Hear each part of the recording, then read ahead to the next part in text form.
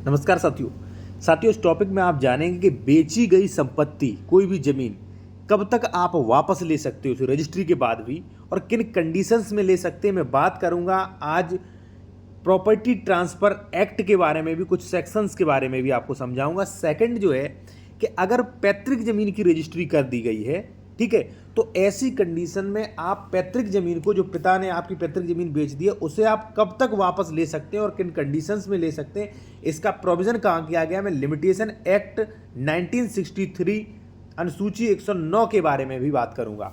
और third point पे बात करूंगा कि दाखिल खारिज के बाद रजिस्ट्री कैंसिल होगी कि नहीं, और दाखिल खारिज अगर मान लीजिए हो चुका है, कई लोगों को ये भ्रम रहता है कि दाखिल खारिज हो चुका है अब कुछ नहीं हो सकता, लेकिन गलत। मैं आपको विधि पूर्वक बताऊंगा कि दाखिल खारिज यानी कि सेक्शन 34 हो जाने के बाद भी रजिस्ट्री कैंसिल का प्रोसेस क्या है और कैसे दाखिल खारिज कैंसिल होगा, कैसे वो रजिस्ट्री कैंसिल होगी। ठीक है, टॉपिक शुरू करने से पहले आपसे एक चीज़ कहूँगा साथियों कि यदि आप लीगल मैटर पर कोई भी कानूनी सलाह लेना चाहते हैं आप तो ले सकते हैं, या आप उत्तर प्रदेश में कोई ज़मीन खरीद रहे हैं, उसका डॉक्यूमेंट्स चेक करवाना, ज़मीन सही है कि नहीं, डबल रजिस्ट्री तो नहीं, तो आप चेक भी करवा सकते हैं डॉक्यूमेंट्स। कॉन्टैक्ट नंबर हमारा वीडियो के डिस्क्रिप्शन में मेंशन किया गया है। ठीक है साथियों हम आते हैं सबसे फर्स्ट पॉइंट पर कि बेची गई संपत्ति जो है वो कब तक वापस हो सकती है, ठीक है, और किन कंडीशन में। सबसे पहले आप जानिए किन कंडीशन में हो सकती है।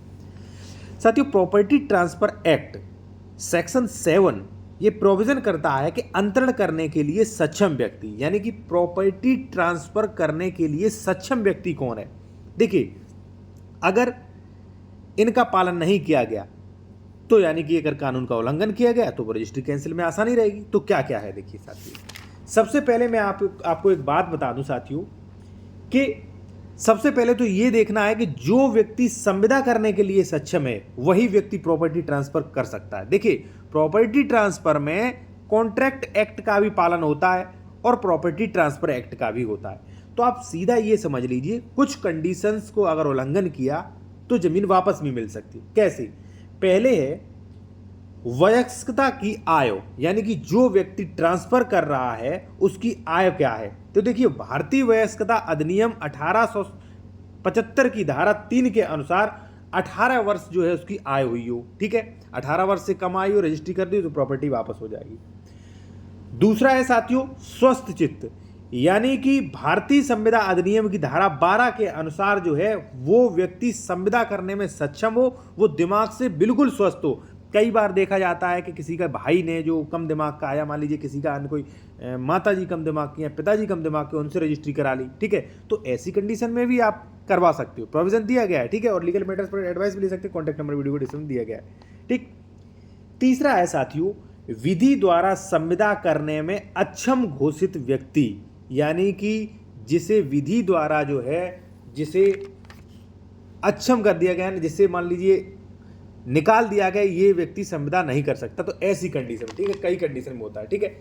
या मान लीजिए कुछ कंडीशन और भी होती है, जैसे मान लीजिए साथियों संपत्ति का हकदार ना होना। अगर मान लीजिए कि कोई हकदार नहीं है, ठीक है, मान लीजिए उसने गलत तरीके से दाखिल खारिज करा के जमीन बेच दी, तो ऐसी कंडीशन में भी आप जमीन वापस ले सकते हो, ठीक है। प्रॉपर्टी ट्रांसफर एक्ट में स्पष्ट मेंशन किया गया है साथियों, ठीक है।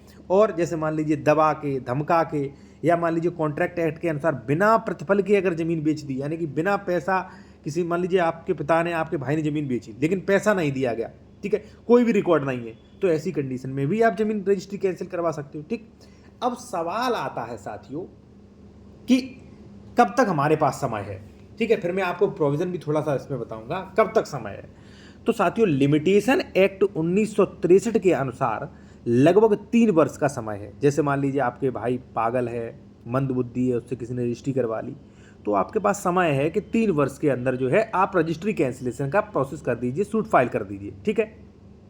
अब साथियों रजिस्ट्री कैंसिलेशन के बारे में प्रोविजन भी किया गया है। The specific relief act section 31 में स्पष्ट प्रोविजन किया गया है कि इंस्ट्रूमेंट कैंसिल हो सकते हैं, यानी कि कोई भी इकरारनामा है, कोई एग्रीमेंट है, कोई पावर ऑफ अटॉर्नी है, कोई सेल डीड है, गिफ्ट डीड है, तो ये सारी की सारी आप कैंसिल करवा सकते हैं अगर आपको लगता है ये इलीगल है और ये हमारा नुकसान कर सकती है, तो ठीक है। अब देखिए फर्स्ट पॉइंट आपका क्लियर हुआ। इससे संबंधित आप कोई भी लीगल एडवाइस लेना चाहते ले सकते, कॉन्टैक्ट नंबर हमारा वीडियो को डिस्क्रिप्शन में मेंशन किया गया साथियों, ठीक है। सेकंड पॉइंट, पैतृक जमीन की रजिस्ट्री के बाद आप कब तक पैतृक जमीन को वापस ले सकते हैं और रजिस्ट्री कैंसिलेशन का वहाँ पर प्रोसेस क्या है। साथियों, मैं एक चीज़ आपको बता दूँ। अब आप सोचेंगे कि पैतृक ज़मीन क्या होती है। देखिए, पैतृक ज़मीन वो होती है जो आपके पिताजी को विरासतन मिली है। अब आपके पिताजी ने पैतृक ज़मीन की रजिस्ट्री कर दी है, तो द हिंदू एक्ट में ये प्रोविज़न किया गया है मिथाक्षरा और दाय भाग में कि जो हिंदू मिथाक्षरा विधि से शासित है वह पैतृक ज़मीन को ट्रांसफ़र नहीं कर सकता, यानी कि बेच नहीं सकता, दान पत्र नहीं कर सकता।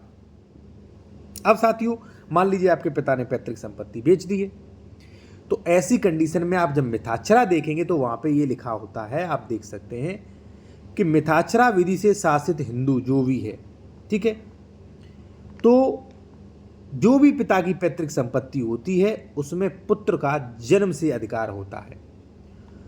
पुत्र पिता के साथ सह स्वामी होता है, वह उत्तरजीविता चलाने के तौर पर संपत्ति को प्राप्त करता है। भाई कल तक आपके पिताजी ने उससे अपना भरण पोषण किया, अब पुत्र करेगा, ठीक है, और पिता के मर जाने पर पुत्र जो है उसे प्राप्त करता है।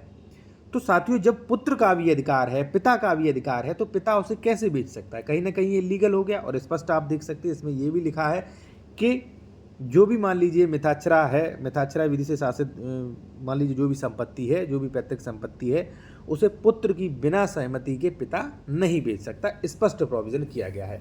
एक चीज़ मैं आपसे और कहूँगा साथियों कि जैसे मान लीजिए पैतृक जमीन बेच दी है तो उसकी रजिस्ट्री भी कैंसिलेशन का प्रोसेस किया गया है। द लिमिटेशन एक्ट 1963 में प्रोविजन किया गया है। जब आप अनुसूची 109 देखेंगे तो वहाँ पे स्पष्ट लिखा है कि मिथाक्षरा विधि से शासित हिंदू द्वारा उस अन्य संक्रमण को जो उसके पिता ने पैतृक संपत्ति का किया है, ठीक है, यानी कि आपके पिता ने जो भी पैतृक संपत्ति का ट्रांसफ़र किया है, ट्रांसफ़र यानी कि दान, ठीक है, या मान लीजिए बेनामा किया है, उसे आपास्त कराने के लिए, यानी कि उसे कैंसिल, उसे रद्द कराने के लिए आप 12 वर्ष तक केस ला सकते हैं, ठीक है। 12 वर्ष का यहाँ पे समय दिया गया है, ठीक है। तो 12 वर्ष तक जो है आप ऐसी कंडीशन में उसे चैलेंज कर सकते हैं। अब साथियों, हम बात करेंगे थर्ड पॉइंट पर कि दाखिल खारिज के बाद रजिस्ट्री कैंसिलेशन का प्रोसेस क्या होता है। देखिए, कई लोग ये सोचते हैं कि हमारा तो दाखिल खारिज हो चुका है, अब तो कोई दिक्कत नहीं, लेकिन साथियों गलत है। अगर आपने इलीगल तरीके से रजिस्ट्री करवा ली है, यानी कि बेनामा करवा लिया, दाखिल खारिज भी करवा लिया, अब इलीगल क्या, जैसा कि मैंने अभी बताया था, प्रॉपर्टी ट्रांसफर एक्ट 7 का उल्लंघन किया, मान लीजिए उसकी उम्र नहीं हुई है, ठीक है, या मान लीजिए उसके दबा धमका के बिना प्रतिफल के, यानी कि बिना पैसा दे के आपने रजिस्ट्री करवा ली है, आपने दाखिल खारिज भी करवा लिया, अब आप खुश हो रहे हो कि अब क्या वो कर लेगा, तो साथियों ये गलत है। वो क्या करेगा कि दाखिल खारिज सबसे पहले वो कैंसिल करवाएगा। जो भी तहसील है, चाहे मान लीजिए 8 साल हो जाए, 10 साल हो जाए, ठीक है, जो भी तहसील है, तहसीलदार क्या वो एप्लीकेशन देगा, ठीक है। अगर मान लीजिए आपने दाखिल खारिज नहीं करवाया तो आपत्ति करेगा कि इसका दाखिल खारिज मत कीजिए। आपने करवा लिया है तो वो रेस्टोर प्रार्थना पत्र देगा कि इस व्यक्ति का जो फलाना दाखिल खारिज हुआ है वो गलत हुआ है, विधि विरुद्ध हुआ है, एकपक्षी हुआ है, न्यायालय को गुमराह करके करा लिया है, कृपया इस दाखिल खारिज को कैंसिल करें। तो हो सकता है वो दाखिल खारिज कैंसिल हो जाए और उसके बाद जो है वो रजिस्ट्री कैंसिलेशन के लिए the specific relief act section 31 के अनुसार जो है वो चैलेंज भी कर सकता है रजिस्ट्री कैंसिलेशन के लिए साथियों, ठीक है। और इस तरीके से आपका दाखिल खारिज भी कैंसिल हो सकता है अगर गलत हुआ तो, और उसकी रजिस्ट्री भी कैंसिल हो सकती है। दाखिल खारिज रजिस्ट्री कैंसिल होने के बाद वो ज़मीन जहाँ थी उसी व्यक्ति के नाम बनी रहेगी साथियों, ठीक है।